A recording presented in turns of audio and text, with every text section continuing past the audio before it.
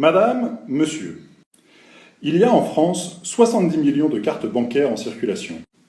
Près de 2 tiers de ces cartes sont distribuées par la société américaine Visa. C'est une situation de quasi-monopole et le directeur général de Visa, Alfred Kelly, vient d'annoncer « Notre objectif est de supprimer le cash ». Le responsable mondial des produits de la société, Jack Forestell, a lui annoncé qu'ils entendaient interdire les paiements liquides à leurs commerçants. À moins que nous ne les arrêtions, ils lancent officiellement le grand voyage vers la fin du cash. Voici le plan annoncé par le Wall Street Journal. Visa a une nouvelle offre pour les petites entreprises, restaurants et magasins. Nous leur offrirons jusqu'à 10 000 $ de rabais pour qu'ils s'équipent avec nos nouvelles technologies de paiement. En échange, nous leur demanderons de refuser les paiements en espèces.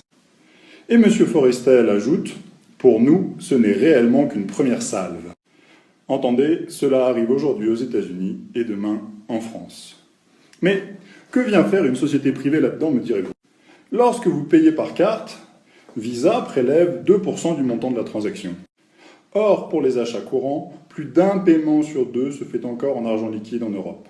Dans des pays comme l'Allemagne ou l'Autriche, très attachés à l'argent liquide, il y a même plus d'euros échangés en liquide que par carte.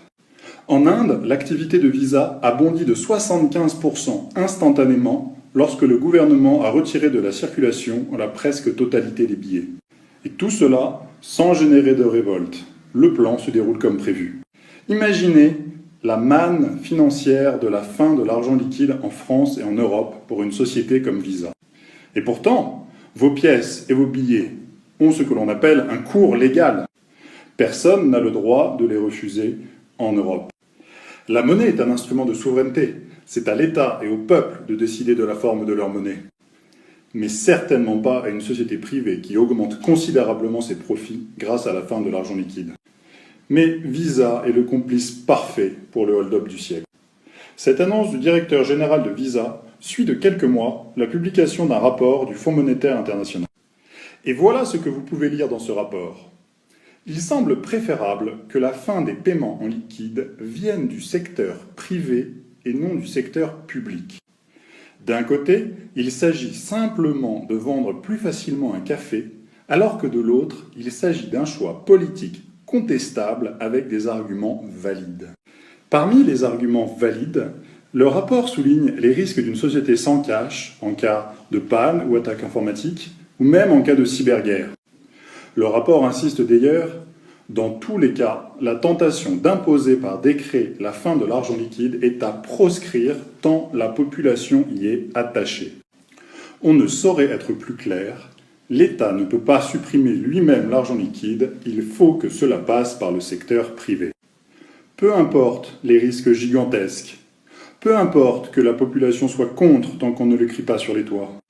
C'est pourquoi la direction de Visa peut maintenant annoncer son grand voyage vers la fin du cash. Ils savent qu'ils ont la bénédiction des États. Mais pas la mienne, ni la vôtre.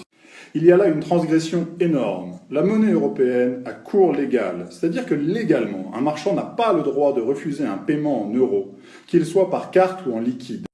En acceptant que Visa interdise à ses commerçants d'accepter les paiements en liquide, l'État accepte que la loi de Visa passe avant la sienne. Il détruit de facto le fondement même de sa monnaie, celui d'être accepté partout sur son territoire. Bien sûr, l'abandon de souveraineté de l'État n'est pas gratuit. Selon l'économiste Henri Bourguignat, professeur à l'université Montesquieu de Bordeaux, la fin de l'argent liquide permettra également au pouvoir public de taxer l'épargne sans échappatoire possible. C'est le dernier impôt qui n'avait pas encore été inventé. Vous allez payer pour avoir le droit d'économiser de l'argent. Vous payez pour le droit de ne pas dépenser. Le processus d'interdiction de l'argent liquide est déjà avancé en Suède et au Danemark, où l'on voit fleurir des petits panneaux « La maison n'accepte plus les paiements en espèces ». La fin de l'argent liquide approche à grands pas et sans aucune précaution. C'est une véritable guerre qui est menée contre l'argent liquide avec, d'un côté, les appétits à court terme des hommes politiques et grands hommes d'affaires.